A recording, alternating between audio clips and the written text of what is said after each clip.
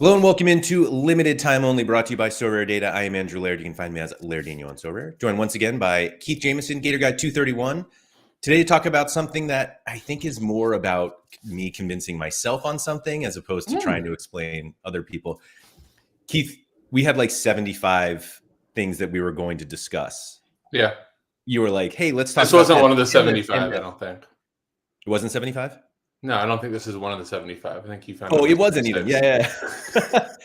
But we kept having things pop up, and eventually it led us to this one of like having a plan and whatnot. And I'll be honest, since we've talked about it, I feel like I've had a lot of self-reflection on my own gallery and being like, oh, okay, I don't really have a plan. Like my plan right now is like, yeah, get better cards for better lineups. And I think a lot of people get caught up in that. Like, oh yeah, my plan's just to get better. And you're just like, oh, how do you do that? And you're like, I don't know. Just get better cards. And I think we should talk about that today. The worst part about is like you get better and like you find like a great deal and it's a card that technically makes you better, but it's a spot that you didn't need. That's what happens to me a lot. It's like, oh my God, this super rare, this rare, or oh man, this limited collection, or oh, this is the perfect guy for this week. And it's like the last thing I needed, but it felt good in the moment. We had a separate conversation about basically like resource allocation, which sounds a lot more impressive than the conversation we were actually having, but I'm going to leave it out there as if you and I have these very like high level conversations in private. But anyway, but it does kind of come down to that. And the reason I wanted to focus on this plan thing is because it seems like there have been a lot of times lately where you were like, hey, so I just bought this card. And I was like, oh, why'd you get it? And you were like, well, it's a Jersey Mint. And I was like, oh, from like a collection you have? And you were like, no, but it was there. And so I bought it. That's me. That's this stupidity. And like how you get, it was actually funny. We were coming on, and shout out to Fripp, Sorare USA for yesterday. It was awesome. I love a little bit of like the change ups going on right now, but you know, Fripp, I've gotten to meet in person. Fantastic. RIP to his microphone. But what I was gonna say though is he joked he had all those notes and he had a plan. And I was like, maybe I should prep. And then you're like, we're actually going to talk about some of the stupid stuff you do. I'm like, I don't need a prep for that. Yeah. Well, none of this was meant to like call you out, but I'm completely okay with it. Are you a good example? Before we get any further, thank you to everybody for coming in live. 93 Acres was in first. Daniel Cooper in before Kev Hurd. What do I win? Is Kev even here? I don't think Kev's even here. I don't see him. Sorry, guys. Benny, evening chaps. Mike Baston with the pineapple and donut time. I don't think the donut applies. Like, I don't think we can use it. Keith is just one gigantic liar when it comes to the donuts. And so I think there might be a thing of donuts left, but that's not the donut that Mike wants. Not the donut we're all looking for. ZM Star, hello, said, is the community shifting to a beat the game approach? It has now been the hot topic since last week. We'll get to that. Chani said, my plan is to watch this video and record a video. Cheers, lad. Appreciate that. Chani, It's Wilson is here. Kai, Parrot Press, who I was actually watching like an hour ago with a very interesting live stream going on. Mitch, hello. Daniel Cooper, better or better? Mike Basson said, mine has always been in beat the game, meaning his strategy or plan, because he doesn't have the clout to compete, excuse me. So we'll get into all of this. Malky, hello. Mike Basson, gone from Tuggy bashing to Gator Guy bashing. There's no bashing going on. Rikamon, what's up? But it does feel like a lot of the frustrations that people have generally come from like, my cards are not worth what they were. Like they bought cards for whatever price and they're worth less now, and they're not winning to try to make up for that. And so it's the game's fault, when really you were like, so what were you trying to do? And they were like, I was just trying to win. And you're like, well, how? And they were like, I bought cards to win. And it just seems like there are too many people who don't have a very, like, I feel like if you're starting out, and I know this is hard to do when you're starting out because you don't really know what you're doing, but the biggest advantage you could give yourself is having a very firm plan and sticking to it. And I say that as somebody who A, does not have a firm plan, and B, probably wouldn't stick to it anyway. But go do that. You can just Be fine. You can just stick to a plan for a game week too. I can't even do that. Like, we talked a lot about 220. Oh man, I'm gonna attack 220. Can't wait. And then I'll get into one of my other problems here in a minute. But then it's Thursday night over in the States. Haven't done my lineups yet. I'm going through, send out some offers on 220 cards, go to sleep, wake up, other people all bought them. And it's like 9:00, and I'm like, oh crap. Forgot to prioritize that 220. All I had to do was just like pick it up. But I'd say like the plan on Sorare is even hard just for like a specific game week, much less saying like, here's going to be a consistent plan. That's what Malky thinks. It's easy to have a plan, but very difficult to stick to one for more than 1 day.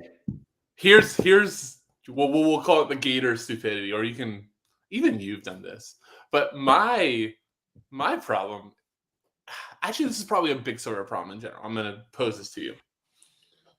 Mine actually becomes the air quote deal or the availability of a card that I didn't think was going to be available or didn't think I wanted, but then I saw it and I'm like, I want it.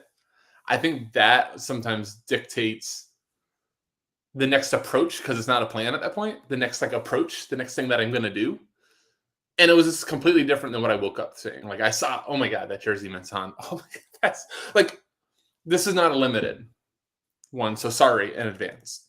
But this is like 2 months ago. There was a Virgil van Dijk super rare jersey mint that came on for just like a really sweet price. Yeah. It was a pretty good price. And I bought it. And that changed. Had no thoughts of being in the Champion Europe Rare Plus or anything at the time. And all of a sudden, it was like, I guess I need a Liverpool stack. Like that one card all of a sudden said, I guess I need to do it. And now it's worked out well, right? But I think that's like where I was just going with that approach. Like the card almost dictates what I'm going to do versus going, somebody like Shawnee. Shawnee's like a great example of somebody that had a plan, has executed his plan really well this year. He goes, I think Feyenoord's awesome. Like, I think that they are going to absolutely steamroll the Dutch division. So what does he do? He buys the best Feyenoord rares. He bought, a super rare stack?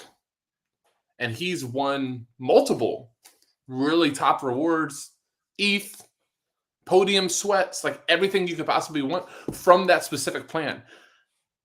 I'm not that smart, Andrew.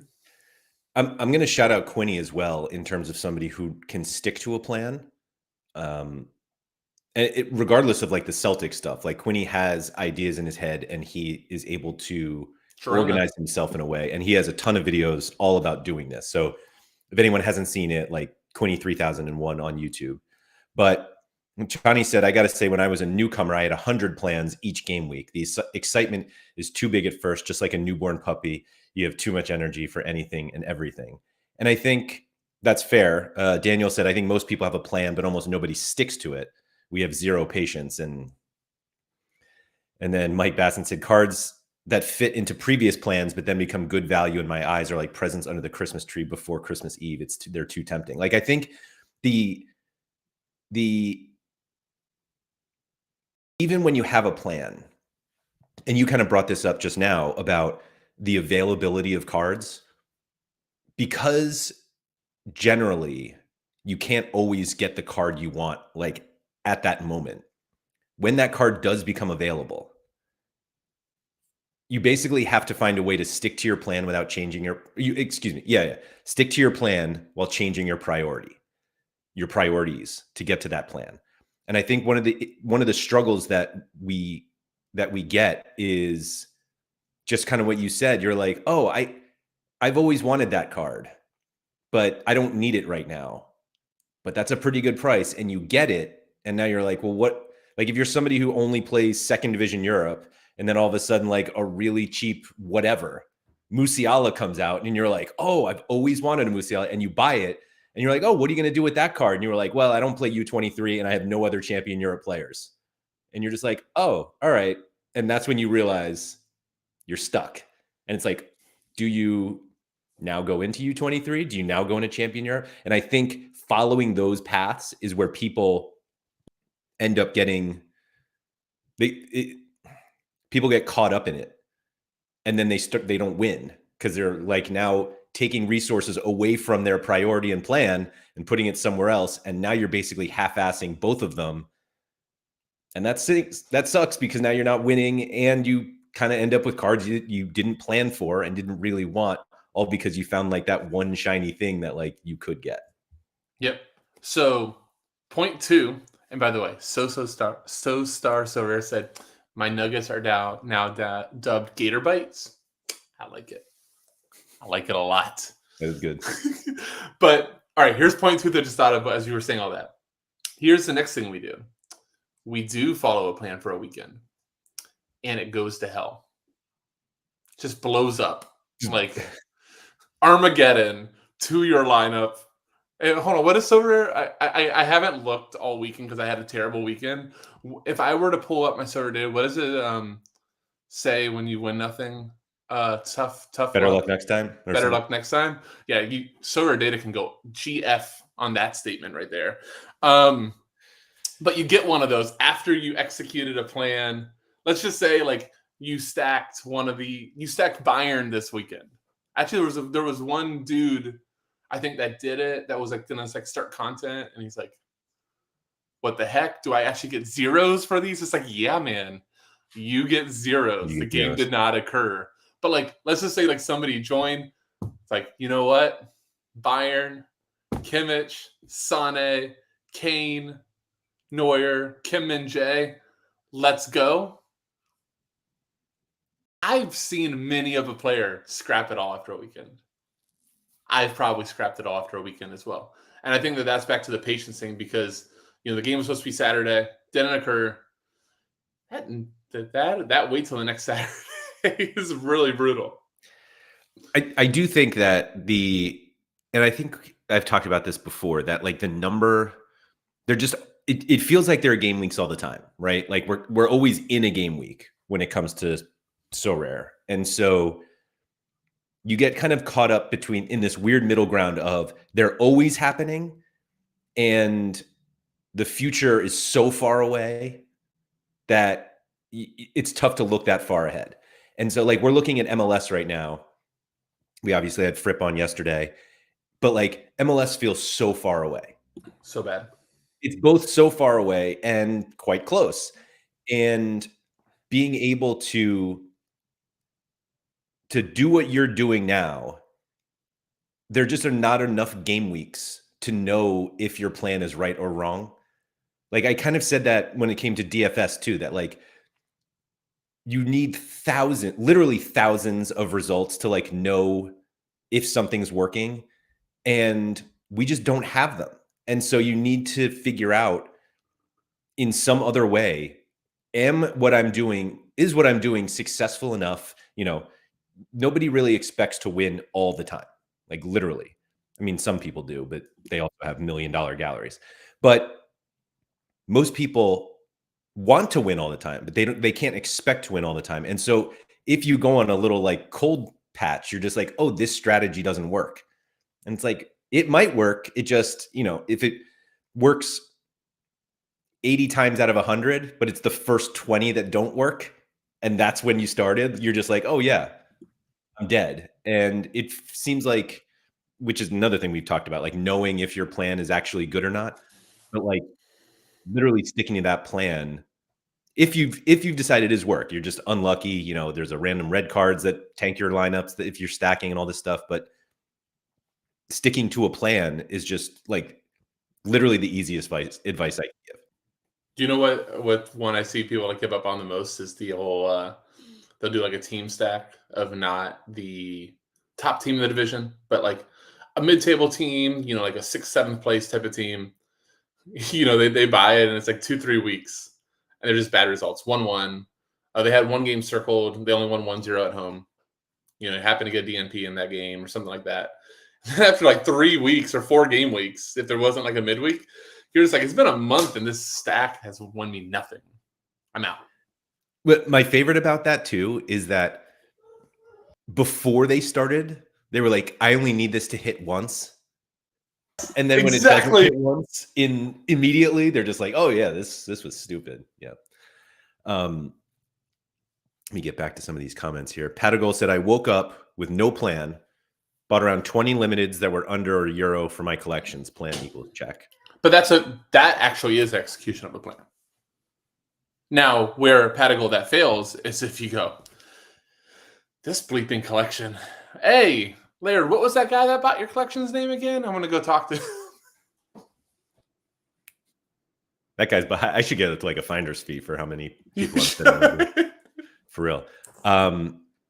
Mike said cards that... oh, wait, that was not the one I wanted to. I think we already talked about that. Here we go. Henry said, an experienced player, you can have a plan and do it well, but for new players and limited, prices going down before they realize they have to get a plan to even break even. So I think that's sort of the point, is that buying cards for a plan, and usually, I don't want to say always, usually a plan involves SO5 winning.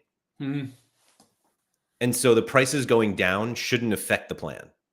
Correct. Because you've already bought those cards for your plan and you're just waiting to execute the plan. Not to say that like card values going down is fun, but you're like focusing on the wrong thing there. Well, yeah, because if you weren't going to sell it anyways. So you said this probably on off topic. Whenever you did your Messi, you sold most of your limiteds for Messi. Yep. It still has stuck in my head. And half the time I tell you to go bleep when I hear your voice and you say it, because it's just not convenient for me at the time. But you said, when these limiteds were worth a lot more, Messi was like 5-6 ETH. So when you had a limited gallery worth 5-6 ETH, if you would have traded it for Messi, you would have had to spend 5-6 ETH. Mm-hmm. Well, now at that time he was, 0.7 ETH, so probably at that time it was like $1,200, $1,300. And guess what your limited gallery was worth? $1,200 to $1,300. So it was still, to your point, like if I did it when the limited gallery was high, I would have gone and bought that Messi and spent the same amount. So I think sometimes like I'm one of the biggest culprits of this. We look at our gallery and so our data, we're like, I spent $40 on that card and it's worth 20. But now, if I were going to sell it for 20, the card I might have used that $40 with, well, that card might have been $40 at the time too. Like, so a lot of times with so many of these card values, not all, but some of these card values, they rise and fall together. Yeah. Yeah, that's fair. So, but again, when I hear your voice telling me that, if it's not convenient, I just shut you off and go do a misjudged plan. You want to hear my stupidest one that happened yesterday? Sounds like something my wife would say. Anyway, do you want a stupid one from yesterday? Of course. So there are receipts. I realized Fripp was coming on like 5 minutes before the stream. It's like, and you're going to discuss like undervalued players and stuff like that. And I go, oh, crap. Fripp's going to pump Evander. Damn it. And so I quickly panicked to go get an Evander. And you were the one that was pumped a little bit more. He kind of played hard to get. Like he's trying to go grab like a super he's done so deep. I haven't done as deep yet. I see what you're doing, Fripp. I saw what you were doing there. But yeah, I was just like so worried that I was going to get pumped and I was going to miss out. Like, just get this done now. Sorry. There's my little pump of the week. There's my little nopper of the week. If you can wait long enough, I think Evander's going to blow up next year. There's a second year theory on MLS players. It's a really, really big like adjustment curve. A lot of these players that come over from Europe think that the MLS is kind of a soft league. And what they actually end up finding out is it's the opposite. It's pretty physical. There's not always the most beautiful soccer being played. So it takes some adjustment. So there's a lot of guys. There's a long history of these really talented guys that come over from Europe or from South America, struggling year one, turning around year two. So there's my shout out of the week. All right. Messy year 2, 1.5. Surfer said the only evergreen Sorare plan one can have is always be willing to adapt your plan, which I think is right, but that's also different than adapt or what was the word I was looking for? I'll just say it's like adapting a plan is different than starting a new plan. Like, don't give up on whatever you play, second division Europe, and you're like, I'm going to play Asia because second division's not working. Like, you can adjust. Anyway, Malky said there's so many agonizing questions: collect or not, U23 or any age, off season or players in season, leagues you know or leagues you don't, decisive versus A, still can't decide. That's the game. Figuring out what you want to do. Like, that fundamentally is the game. Paolo, hola. Some plans are long-term. I've jumped in second division collections in limited, and now I can't pick value players in advance because my 3 collections fill up a lot of lineups with great XP. That seems like an okay problem to have. That's kind of one of the players because all of mine are so good. And be like, oh my God, I can't play the value here because I already have a 13% defender in that spot. Right, yeah. Glenn said, my plan is to save up and buy super rares from Argentina for Cap 240 super rare, but inevitably I will end up buying a bunch of shit limiteds and rares I don't need. Glenn, don't do it. Just like, Glenn, just do it because it's really fun.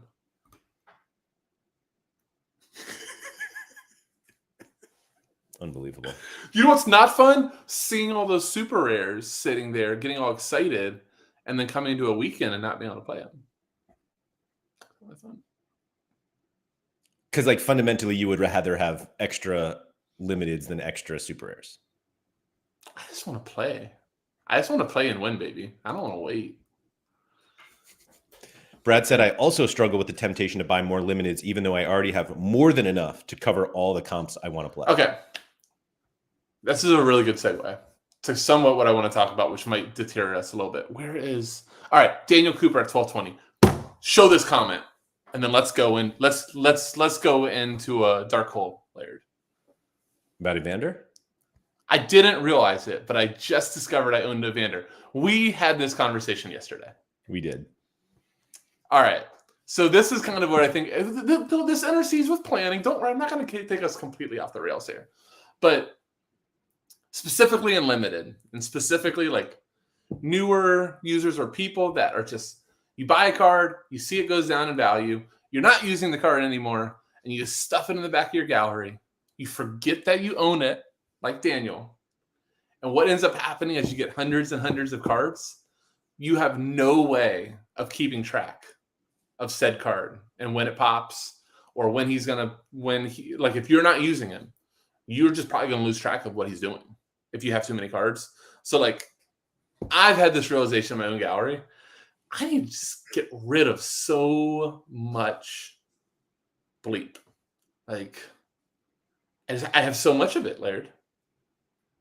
And I think that that's like my plan right now is condense. And the hardest part of it is I'm like condensing. And like I have a few cards that when I wanted to sell the card, I remember what the price was and what I could have sold it for. And now it's a different price. And it's hard. It's hard to go click list for a price that's half of what you would have gotten a couple months ago when you're strongly thinking about it, but you saw he had that really good fixture coming in 2 weeks. You're like, it's gonna save it. And then he smashes. Hold on, last part. Then he smashes that game week, and guess what happens? Why would I sell this card? He just got 100. He's about to rack it up. So like that's the stuff I struggle with. I feel like in that situation, condensing is part of a plan. It's not a plan. That's what I'm saying. That like is my number one plan right now. Actually, has very little to do with SO5. Mine is going. It was called depth. It's not depth because I'm never using it. It's just fluff. Or what did Haber call it? Dross. It's dross. Thank you, Haber. What if it's just depth you haven't used yet? Okay, that's our conversation. I did that just to piss you off, but I didn't realize it pissed me off, but then I realized I grunted. I'll hear that back on playback. But I can go pick up the depth when I need it. like some of my best so rare finishes were I have one gap. I have one gap to fill. And now I go, okay. And not to mention when I wasn't like so like right now, my game week, like planning my game weeks out and making lineups is almost stressful. It's kind of what you were joking about it on off topic. But I actually get stressed out by it because I have almost like 200 limited cards, 200 rare cards. I don't even know how many super rare cards. And it's almost too many choices. And then I'm not following all the guys because they're spread out all over the place. So I don't actually know really what's happening with them unless I get a notification that they scored. I should probably turn off Lucas Zelleran alert so I don't get distracted. I know what's going on with him more than half the guys in my gallery. Yeah, right. But I almost get stressed. So then, you plug in these guys that were your depth just because they're there. But the reality is I could have sold that guy for $100. Let's just call it, I could have sold that rare or sold that limited for $50, $100. And now when it actually came time to use him, well, now that money could have just been used for somebody that was better. He was a 37 cap hit. That's fine. It's great. It's exactly what I needed. There's also a 37 cap hit that's double as good. Like the projected, my guy is a plus 110 road favorite, but the guy that's a 37 that I could have used that money on is a minus 400 home fave. Mm-hmm. I'd much rather have that guy. That's where my depth argument becomes is you've got this depth, but it's like forced depth. You didn't want the guy. You want him. Yeah, I think what you think is saving you time is just the same amount of time because you're not tracking your depth. So if like a guy pops off, like you don't know why, but if you sold all of those and you're like, all right, let me just buy him the game week I need him, you still are doing all of the work to find out when you need him. That's a lot more fun. That's actually like one of the most fun things in SoRare for me is going on like pick scores or matchup tab and just seeing who fits. Like I enjoyed that more than building my lineup that I already have.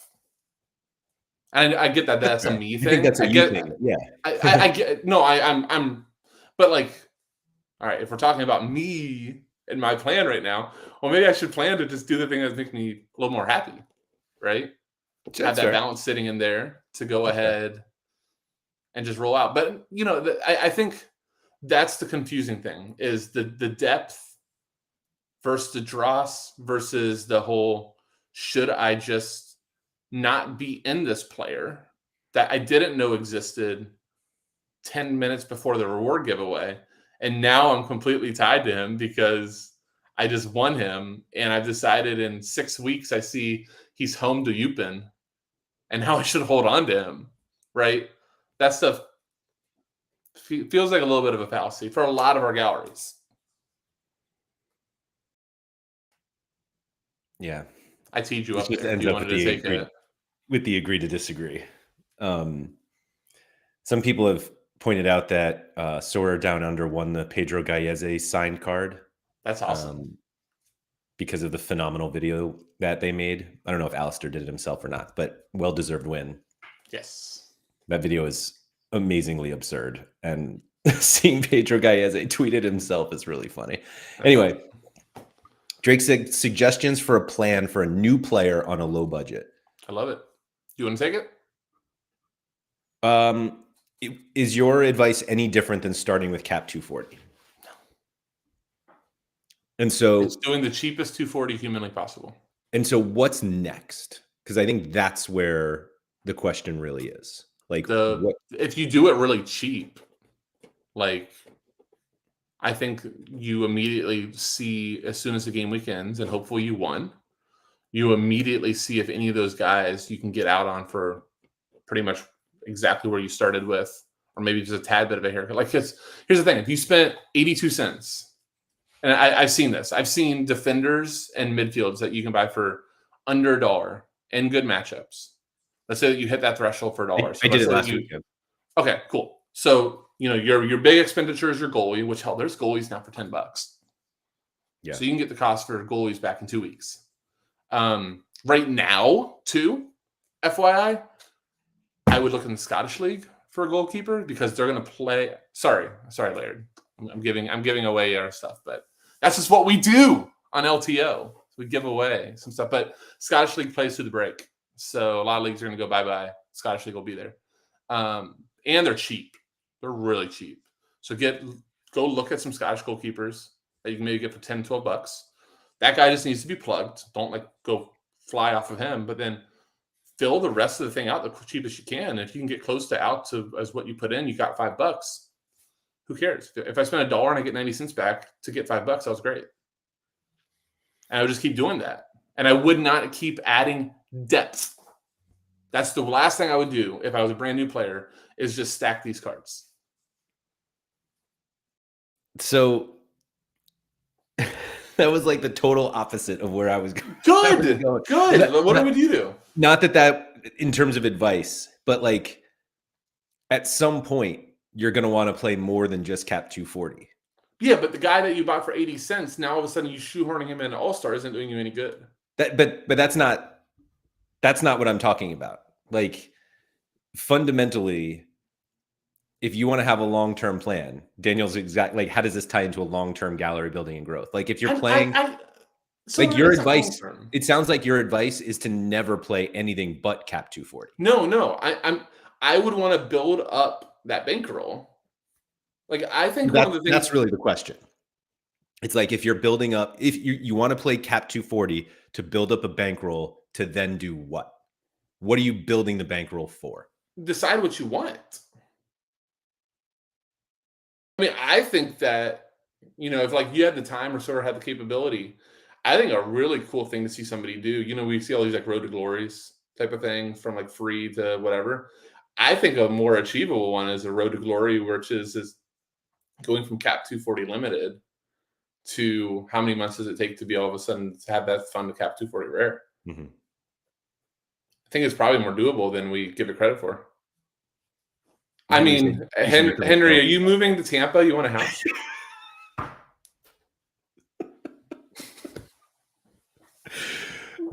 Keith, he's literally a salesman. Anyway, Ryan says, I think as a new player, you shouldn't tie yourself to a long-term plan. There's too much to learn. So I think that actually goes back, and I apologize. I'm going to have to scroll back so far to who actually might have been Surface. But maybe it wasn't. Hold on. I feel bad taking credit, but I can't find it, so I'm going to. So let's just pretend I came up with this myself. But it was that fundamentally, Sorare changes so much that having like a true long-term plan can actually be slightly, what's the word I'm looking for?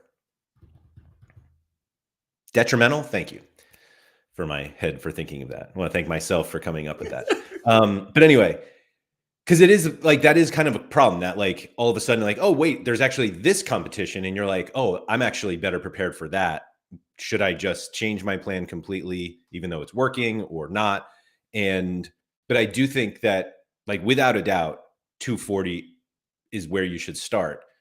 And I think it's kind of interesting what you were saying. You were like, whatever you do, don't hold on to those cards. But at what point do you start buying cards to play elsewhere? But I think that's a bankroll thing. Like if you're brand new, you should try to, like, in my opinion, you should try to minimize what you're putting in. Start yielding out and see like, hey, am I good at this? Am I enjoying this? Is this like a stressor that I can't like actually take? Because that's fair. You're kind of dipping your toes in the water. And the cool part about where we're at price point wise is you can dip your toes for cheaper than a lot of the stuff that we go do, right? I mean, realistically, we just said like 240 for under $20 is super doable. It's not rare. No, wait, sorry. Say that again. Limited. 240 limited. You said for $20? $20. Sorry. I heard 200 for some reason, and I was like, he cannot be talking. You're like, yeah, you could make. I like your chances at $200 to hit your threshold. There we go. 10 players. 18.22 on 10 players. Now, does that include a goalie? Does that include a goalie? Yeah, I want to know that. It's $17 on a goalie and then $1.22 for 9 other cards. He just bunched up a bunch of whatever that is. What is it? Is it like I don't know the fiat to it right now. I know it's like 0.00004 is the minimum price or whatever. But you could always go to somebody that has like 8 of those that are all playing and usable, and just like send the guy less than that for that whole bunch. But yeah, here it is. Hold on. I don't mind too having 10 players for that. I just think not getting married to that group and just being able to interchange if you are brand new, like that's how I would attack it. This is ZM. So let's see. Can we see which goalie it is first? Ontiveros, I know, is a really good player. And I mean, they might get relegated out of second division, but they're not bad. So we got a lot. Who's his goalie? That's what I want to know. Ivicic. Yeah, but not right. I mean, no, because he doesn't even play for Portland right now. Well, you have Ivicic, Solty, or Bingham, but like you're right, that's not gonna. But like right now, who is he using? Or are you not using right now? Is that Mark Martinez? Used, yeah. Mark Martinez, $8. There you go. What the heck is a Mark Martinez? I mean, a good value. Look at that. I guess, yeah. Hey, other advice too, and I say this jokingly, is next time the guy that scores the most points, captain him. I like that strategy. I think that's the best. Is that some of the best advice we've ever given on the show? It might be. But it's a goalie. I actually don't like. No, don't do that either. But I mean, he got pretty close. I mean, he looks like he got a sub in there, which sucks. But he's one decisive away, and that guy not subbing, and he's hit threshold with no decisives in there. Right. So I like it. I mean, again, and you could argue. If instead he bought 10 for 1822, if he bought 5 for 15, so just a little bit more, maybe he's hitting it. Now, if you want to go the ROI, if we want to be the ROI crew, $5 on 15, 33% in 1 week is pretty damn good. Graham said you can pick up starting keepers for £5 these days. Right. What is that in our USD? Like 8? Yeah, that was it. Yeah. Or has Britain taken off and is that like 40? $800 now. Mike Basson said the lineup builder suggests keepers as captain. Sometimes it knows who the highest score is going to be. Hey, Mike, I have one thing to say. IKB. Daniel said I captained Bissouma in my throwaway Prem lineup this weekend and has scored 1 point after the 50% captain bonus. He should stop trying to nutmeg everybody. Oh, Kev Hurd finally showed up after the early slander. But yeah, so hold on. So real quick on this topic, you said I did the exact opposite of what you would have recommended. So that's not what I meant. I meant that the time frame, like I didn't feel like you answered the question that I was actually asking, and yours was so much more short term that you were answering how to play Cap 240 and not what do I do after I want to expand from Cap 240. Got it. And so I think we eventually got to the answer of you really want to use what you win from Cap 240 to effectively like bankroll your entries into other competitions. Yeah. And $5 at a time. And I also think Cap 240 can be almost like a proof of concept that like I can play this game and do okay at it. And then you can go, okay, I only put $25 into here because that's what I felt comfortable with, right? That's a funny number. That was all I felt comfortable with in DFS when I first started was $25, and it worked out. So, like, it's actually kind of cool now that we're at that point with SoRare that you can do that. Because when I first joined, you first joined, $25 was not getting you anywhere. No. So you can do that. You can go, okay, man, like I played for 1 month. I have to field a team in 7 game weeks, and I hit threshold in 5 of them. I have more money technically that I won than I put in. Well, now maybe I could go ahead and put $100 in here. And now I can still focus on my 240. Maybe I want to also do a 270 team and start just keeping some of that other stuff to go ahead and like, hey, I really want like this cap thing I'm pretty good at. And I like scouting. Like, I think a lot of people do enjoy the scouting element. I think that's like the number one thing that when I've talked to people that they enjoy about SoRare is like the scouting, saying, I think this guy's going to do really well, and then he does well, and then you give the good old that a boy to yourself. But you have your eye on rare. Like that's where I want to eventually get. Andy said if it's captaining your goalkeeper, I think it says something about your field players, which is a fair point. Sorry, go ahead. No, I just wanted to clarify one thing. I'm not saying you have to go to rare 240. I'm saying like if you decided that you're a threshold and you like to beat the game element, then keep beating the game here and then look where you can beat the game next. But there's also people that go, actually, I just love this game. And now what I want to do, and you need to decide. It's almost like a fork in the road moment, right? Yeah. So I really like this scouting and beat the game element where like, maybe I'm like a Bob Flynn, right? And I go, I really like scouting. I never watched second division, but I get so excited about scouting these guys, thinking that I found somebody that nobody else really knows about, and then going to win with them. Like that's what made him really happy and makes him successful. Maybe you go, all right, cool. It was fun scouting second division. Now I'm ready to go ahead. I'm in England. I want to do the Prem, and I'm going to go that route, right? Like I don't think and I want to do that in limited with All-Star, or I want to attack this Prem competition, or I want to attack whatever. I mean, Prem Pro didn't Trippin just get like a second place in that? Our boy Trippin B. He did really well in it. Yeah. So I mean, I think that's where you like get this like detour, and there's no wrong way to do it. So and you could also use that to fund eventually going back the other way. That's true. So Daniel, which I brought up before, said with $5 goalkeepers, is limited 240 better value than rare 240? The ROI per successful threshold would be much higher. Just funny because it used to be the total opposite. It used to be like, man, getting only $5 a week is nothing. But this point that Malky said, realistically hitting limited thresholds alone is not going to get you into cap 240 rare, at least not before 2056. So disagree. So Keith is going to disagree. I think you are right. But I think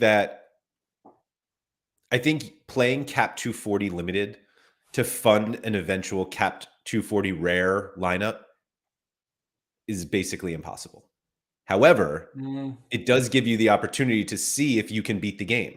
And if you can, then you need to put some more money in, knowing that you will get more money out if you can continue to beat the game. I mean, so here's what you could be doing with that, where you go as 2056. I mean, I almost want to do it, but like maybe it's not here. I mean, I'll just tweet it out later. I mean, there's some. I mean, I know MLS the best, and like there's starting defenders in MLS, starting center backs that score just fine for like $5-6 right now. I know that's in rare. In rare. In rare. Okay. And I mean, you can get some, not the biggest upside rare midfielders for probably, 6-8, but I'm going to do this because this actually sounds fun. I'll tweet it out later. I'll retweet the show and see what I can like look on that. But with those prices, you can. Now it's a longer trek still too, but I think the combination approach is right. Let me get this $5, keep going through my pocket to make me feel good and to pump up my bankroll, and also proving the concept that I can go ahead and do this at another level too. Because those same guys that you're doing on the cheap realm on limited are also going to be cheap and rare. Yeah, I think that looking for food is right here. You pay for the rare goalkeeper and buy the rest with limited thresholds. Like you're not going to get a rare goalie for limited thresholds. Wait. Whale guy over here. How much is Brad Guzan rare layered? Oh my God. We cannot. Not financial advice. No, this is definitely not financial advice anymore. I don't know what we're seriously, just tell me in USD, what is a Brad Guzan rare? Don't look. I don't know. I have one. I bet it's like $75. $75? It is $32.94. Would you like to re-answer the question, Andrew Laird? I think you should just spend the $30 and not wait. That's fine. But again, $32 is 6 thresholds. Charlie said you're better than this, Keith. I mean, I for what it's worth, I went, who's the cheapest possible? I'll actually take a guy that I kind of like. Hold on. I was going to say, can we get anyone else for the point of this example? I looked up my You boy, can't. Jorge It's just Brown. so much cheaper. Brown is $95, which is obviously a lot more. Yeah. I mean, this is actually kind of crazy. I know some people said Joe Willis got really cheap. How cheap The number is of people really cheap? and hold on, who was it? I mean, before? that's way too much. I mean, it's literally Brad Guzan. Hold on. Why did I thought I saw it in here. Oh, here it is. Lucas Wilkinson. I'm thinking about getting Joe Willis and Panico for 240 rare and taking that step up, but I don't like the financial investment. So I think if you're looking into somebody and they're already you're already having to buy someone else is a problem. Graham said both Portland keepers are 60 pounds, $80. We don't know who the Portland. That's the problem is and you have a new coach there too. Yeah. So you need to run away. I mean, like some of the best advice I could ever give somebody is run away from uncertainty. Like, sorry, this is going to hit close to home, Laird, but who's, in my opinion, was one of the worst Amelia's a buys that you could have made last year was Luis Barraza. Oh, I didn't. I know you had him. I had him. You had him. But I just want to use that example. It's the first thing that came into my head because it's MLS. But you literally had the team trading for a pretty well-regarded keeper in the offseason, and then Barraza takes the job and does half well. You're like, okay, I'm good. But that whole entire time, it's like that Grim Reaper gif. Like, you're just waiting. Like, I remember with Willis, who was pretty locked in too, there was that stretch last year, not this past season. Obviously, his dad got sick or he went to a funeral and then Panico crushes and the coach is kind of like, I need to play the hot hand. But, for the previous year, he had 3 or 4 games or 3 or 4 games he had air led to goal. And Miller goes, I have to give you a day off, man. You're kind of in your head. And now that's the worst thing that you can do because now he's really in a Sawyer manager's head too. But Barraza, you get these teams that have a good backup and they specifically the manager brought in the backup.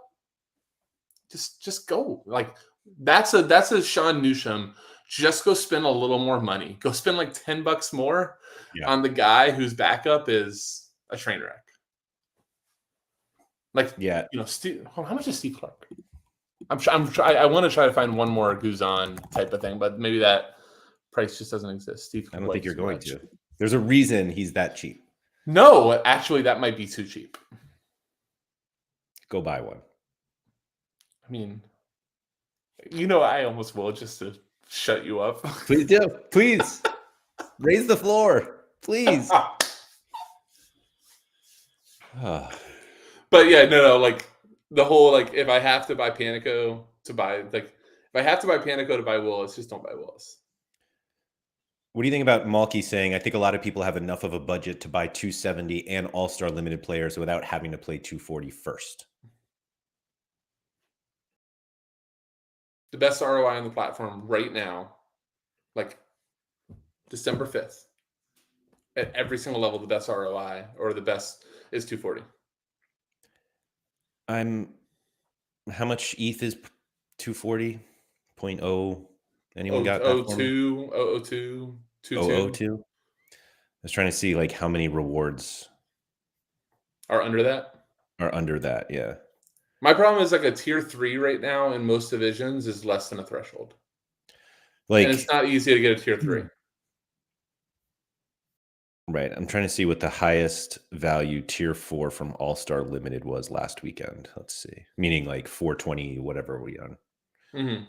I'll also say this while you're searching to fill the dead space. Yeah. I think it's a complete different mathematics or an argument if 240 also didn't allow you to get cards when you go off. But the fact that your 240 can earn you a tier 3 or a tier 2 when the lineup's really good, that changes it completely. I think that's just the part that none of us ever talk about with Threshold. It's Threshold with also upside of cards. Yeah. If it was just a true beat the game. Sorry, last point. Yeah. This goes back to you guys a long time ago, or with the whole when 240 was new. you should just be trying to get 281 points. And I've always been so against that, because if there was no cards in the pool, that should 100% be the option, is use the least amount of equity to gain the only thing there. But said a lot on this show, there you want a Bruno freaking Fernandez rare. One of the most valuable cards you've ever won on the platform. Yep. With 240. So we should always be prioritizing 240 and going at as hard as we can. So $5 is 0.0023 right now. ETH, Okay. Which is like a mid tier 3. Right. Limited. Right. So and guess what? It's hard to hit it and make it win a tier 3 limited in All-Star. Right. And it's probably not worth that much anyway. Right. But you could also get one that's worth much less. And wouldn't you just rather have the money, as Keith likes to say? You would rather have the $5 than a card supposedly worth $5. Well, and then the other one that I think I don't know if we said on this show if it was only on collection time only. I think, and this goes back to the whole like stuffing guys sitting in the gallery, but a lot of weeks, if I offered you, like, let's say that you won a tier 3, okay, and the card is worth $5, but you would have to go sell it. Or I said, or option B is, here's $3.50 right now. What do you think? I like the cards, man. But yeah, you take the cash. I mean, what would the majority do? Take the cash, right? I assume so. Let's just assume that you've never heard of this player, and when the logo of the team came up, you did not know who the. But let's just assume all that like, as the reward unveiling was happening, you're like, what team is that? What? How do you say his first name? Huh? Like, I think that there's a strong majority of us that even though the card's worth $5, we go, just give me a 350 right now. Let me go buy somebody I know. Malky saying, I have enough of a budget to buy 270 or maybe some all-star players and limited. It's the middling budget that is a problem. Too good for entry-level limited. Not good enough for capped rare. Stash the money. That's even the harder. Hold on. There's real plan on so rare. Can you plan enough to stash your own money? Or does that ETH balance just burn a hole in your wallet? Kev said he wants the cash so you can buy what you want. But having said that, I love opening card rewards. And Graham says cash over a random, you will have to trade for 80% of its value. Well, that was the 350 versus 5. And that's the whole, do I just go to a bot and just take the offer right away? Right. It's Wilson said, the FIFA degen in me wants the cards, but money is certainly better. So, wait, where was I? I wanted to go back for this Malky thing. So he said his budget is too good for entry level limited, but not good enough for capped rare, which I think is reasonable. So yeah, what do? You just don't do anything? You just, I think that $5 at a time and just wait 50 years to buy something better than Brad Guzan? No, maybe at that point it is, using 220. I don't know. Like, I'd have to honestly think about that a little bit more. I think that's a great, like, conundrum. It's but that's also kind of the point is you probably have a decision to make. Like, do I actually go ahead and figure out if I can make a little bit more of a financial investment to get me to where I want to be? Or do I just need to grind? Now maybe, here's one we haven't talked about at all because we're only SO5. Maybe the actual decision is maybe I need to take my scouting and flip. Maybe I need to utilize that money that's sitting there and try to flip stuff. Why is that a bad reaction? You once said many times that flipping is more profitable than SO5. And what have I said recently about that? It's really hard. It's not. No, well, it's not because of the time element. But if you just went, this is my hobby. Look, man, I grinded out dollar after dollar, and I could have put more money into the platform and just skipped steps. Mm-hmm. But for me, it was almost like proof of concept. Like, I was enjoying the speculating part. I think flipping is bad strategy for most people. Right. I'll put it that way. But like what he just said there is, I don't want to spend money on limited. I don't want to spend any more on limited. I kind of want to get to rare, but I'm stuck in this hole that I can't get to rare yet. It's kind of like, all right, so you need more money. So are you going to utilize outside money to come in, or are you going to just try to take what's on the platform right now and flip it into more? Now, other thing too, again, what you just said with the $5 grind at a time, well, maybe we just make better 240 teams and win some tier 1s and tier 0s in there, and that goes a lot faster. I think that's reasonable. But I think we're doing a disservice to people by saying like, yeah, just go flip, because it's really that's so much harder to make money on than it is playing the game. I agree. I'll take it back if you want me to. I mean, but it is an option. Yes. If you want to put in the work. There's many examples that I've done it. It's just a lot harder now than it ever has been before. Let's just put it that way. So the thing that's missing here, I'm just going to read it again. He said, I have enough of a budget to buy 270 or maybe some off all-star players in limited. Why would you only do that? Like, why not go play second division or Asia or Challenger? Like, why not try to play a regional? Like, why not go in that direction and try to win there? Like, I don't think 240 limited to 240 rare is like a necessary step, meaning to not have any steps in between. Right. Because like you proved with Yorkshire one time, like 1 week can do it. That was 270, of course. But. I know, but I'm just saying, like, you could still do that. Mm-hmm. I also want to bring up Brad. Brad's actually made a couple of really good comments in here. The first one I want to do is that I think is really important to talk about right now is not that one. Sorry, 1253. 80% of $5 still better than 350 though. That's the thing that I think is, in my opinion, I would love for you to do. I think that's the biggest misconception on the platform right now, is that you're always going to get 80% on any card. Oh, I was like, I don't think you can argue about 80% of $5. You're like, Larry's like, I really want to. I'm ready to tell him that he's wrong, because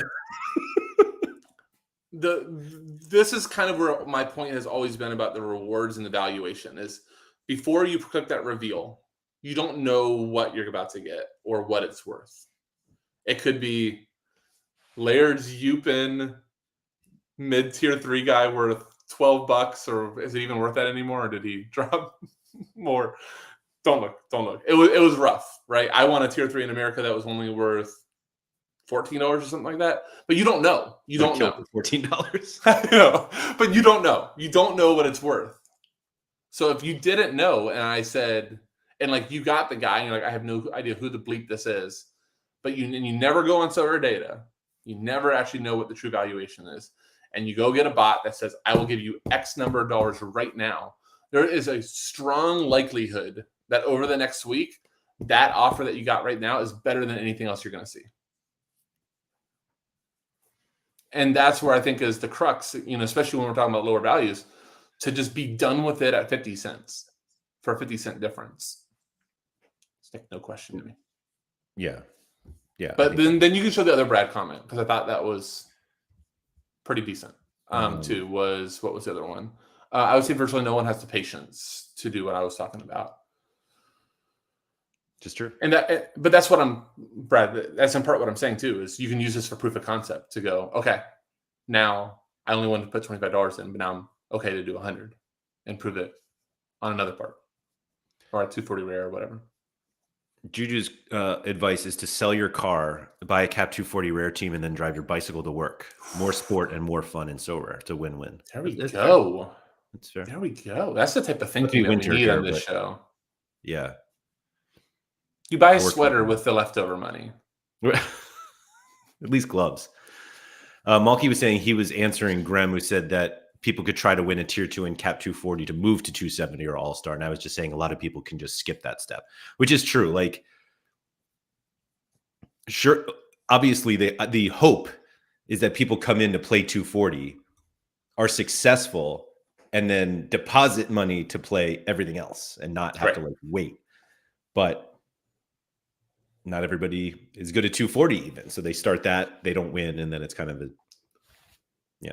This is going to be like really unpopular, what I'm about to say. But, I think too, Okay. I'm actually gonna do one of my bone picks that we didn't get into, but two of the goats.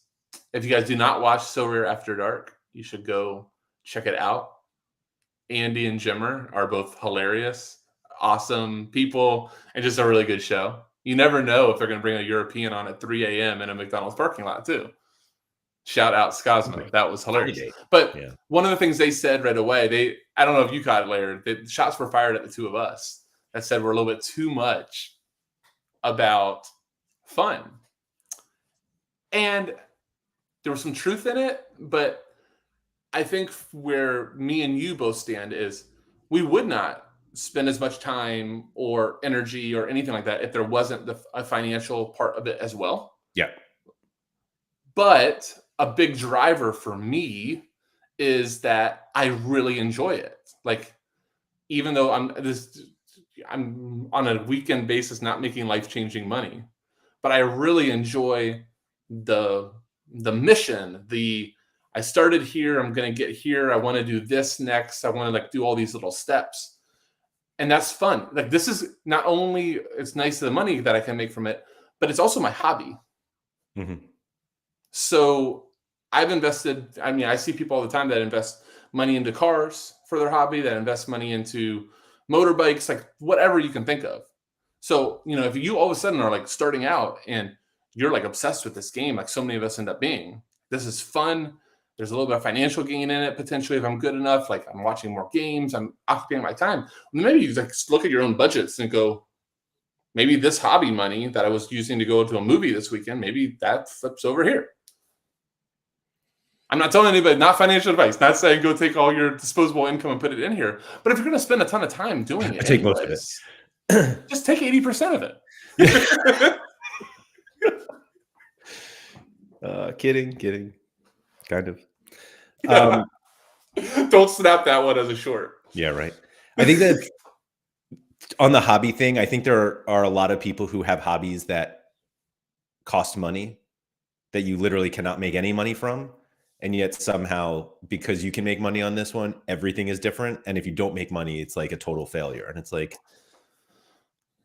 that's actually incredibly well said, and was actually like my bone to pick with Andy and Jimmer on that, is because you're allowed to be mixed. There's allowed to be mixture. I mean, that is an expensive damn hobby that you will never win $1 off of, unless I guess you're gaming with your buddies. But yeah, there you go. Yeah. So we answered the question. Plan. No. I think we talked a lot about planning. I think we did. That's true. I think that whole thing was like. So I think the reason why I said no so quickly is because we didn't have like here's the plan, because you can't do that. Like, we can't tell anybody what their plan should be. Right. And there's so many different plans that you can have but fundamentally sticking to a plan is just so important. And of course, the easiest way to stick to a plan is to actually have one. Yeah. As opposed to just like, I want better cards. Oh, that's a jersey mint. Oh, that's shiny. But that is enjoyment of the hobby. Also, I think the beautiful undertone of this entire episode was you have to have a plan, and we had no plan going into this episode. What do you mean? Have a plan. It's not like we planned this out. Oh. You pressed live and we went. Yeah, that's true. Patagonia said making money is part of the hobby. Not making money means you suck at your hobby. Plenty of people, I mean, shitty golfers are out there. I mean, most of us. And hold on. The best part of that analogy too is the shitty golfer goes, you know what I need to get better? A new driver. A new driver.